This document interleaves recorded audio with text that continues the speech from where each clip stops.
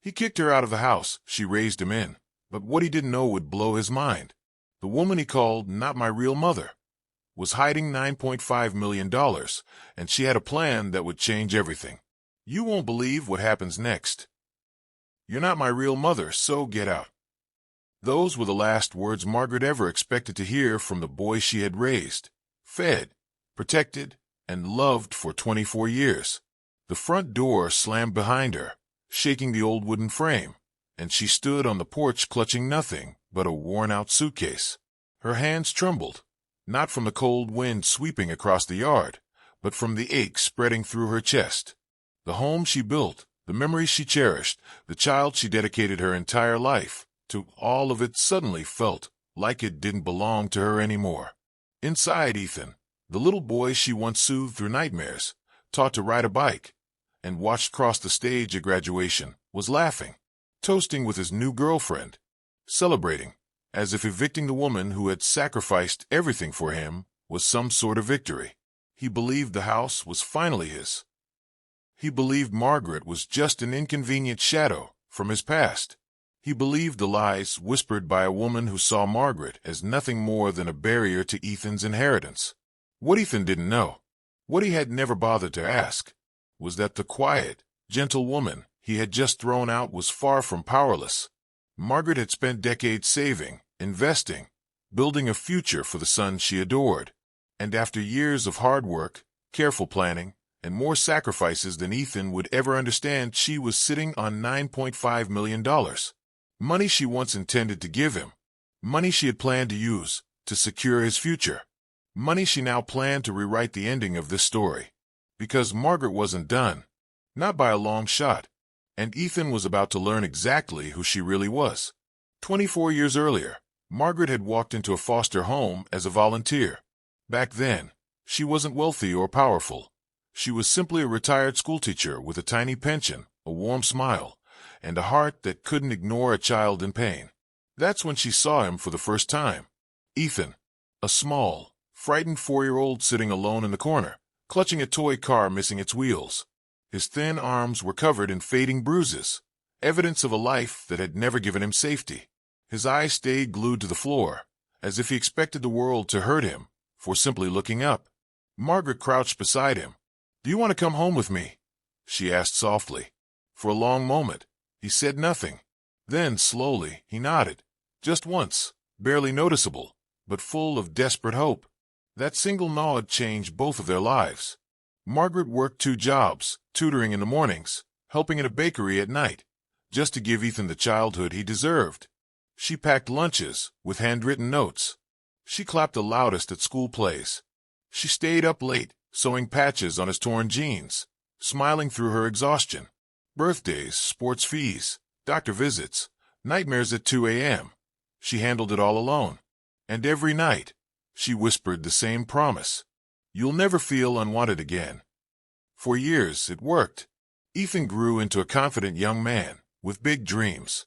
But as he entered adulthood, something began to shift. The kindness Margaret poured into him no longer seemed enough.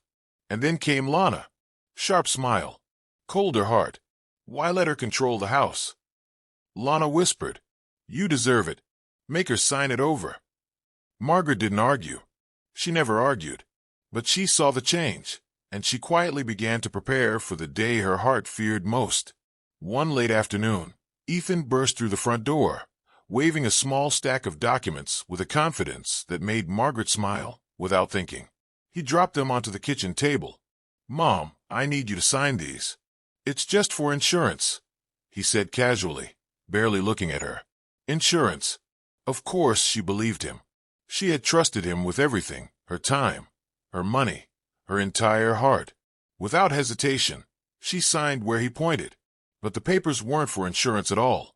Hidden in the fine print were transfer clauses that shifted the house, her house, entirely into Ethan's name. And the moment he realized he legally owned it, everything changed. Within 2 weeks, Ethan and Lana moved themselves in as if they were conquering new territory. Margaret was pushed into the small, drafty guest room. No closet space, barely any sunlight.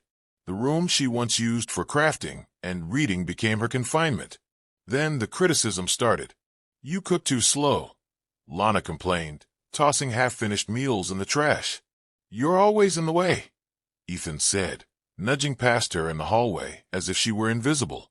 You don't contribute anything, Lana added with a smirk, even though Margaret had paid every bill for 24 years. And then the knife twist. You're not even my real mom.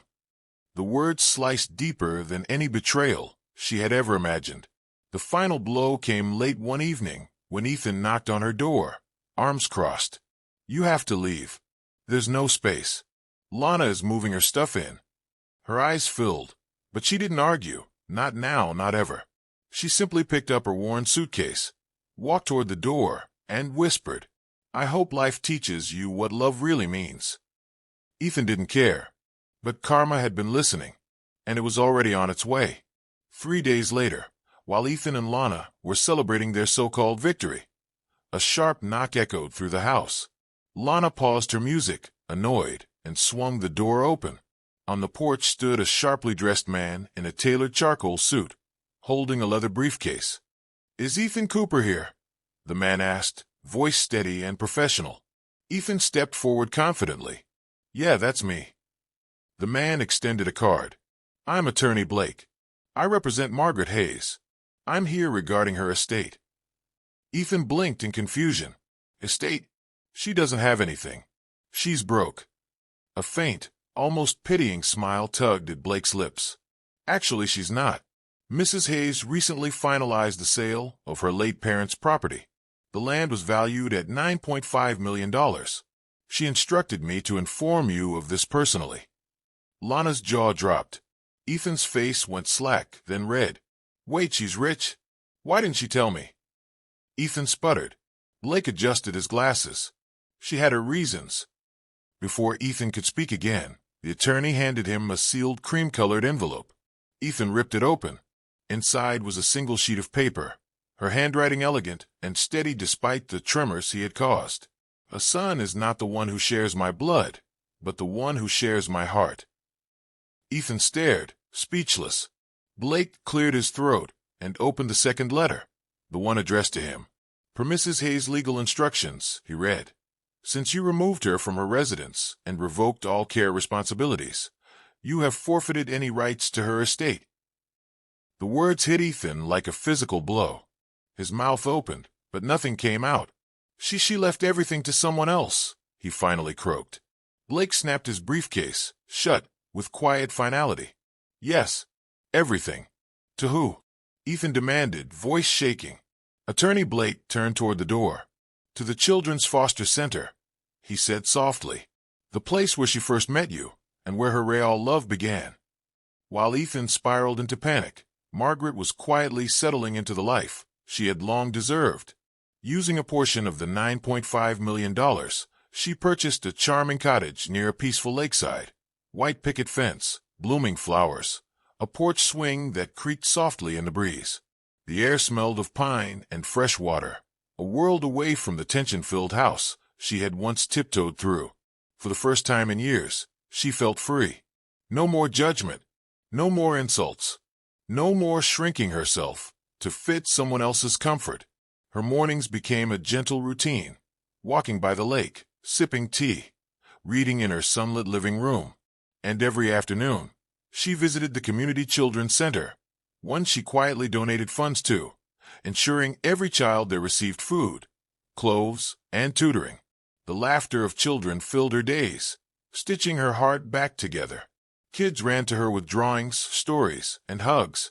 Some were shy, some loud, some hurting, just like Ethan once was. But this time, she made a different choice. She wouldn't pour everything into just one child. She would give warmth, time, and love to hundreds. One quiet evening, as the sky turned gold, a familiar car pulled up the gravel driveway. Ethan stepped out. His eyes were red, his clothes wrinkled, his confidence gone. He walked toward her like someone approaching a grave they deserved. "Mom, please," he whispered, voice cracking. "I'm sorry. I didn't know. I thought." Margaret lifted a gentle hand to stop him. "Ethan, I loved you as my son," she said softly. "But you made your choices, and I have chosen peace." He fell to his knees. "Can I come back home?" She shook her head, sadness, but not anger in her eyes. This isn't your home anymore, but I truly hope you find your way. Ethan left with a hollow heart, not because he lost the money, but because he finally understood what he had thrown away.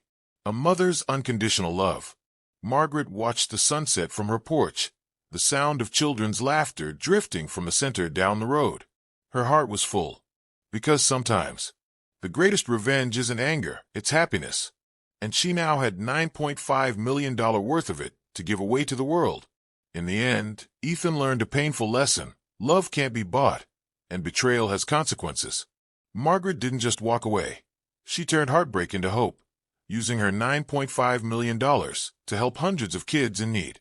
Sometimes the real victory isn't revenge, it's living a life full of love, kindness, and purpose. Remember, true wealth isn't money. It's the impact you leave behind.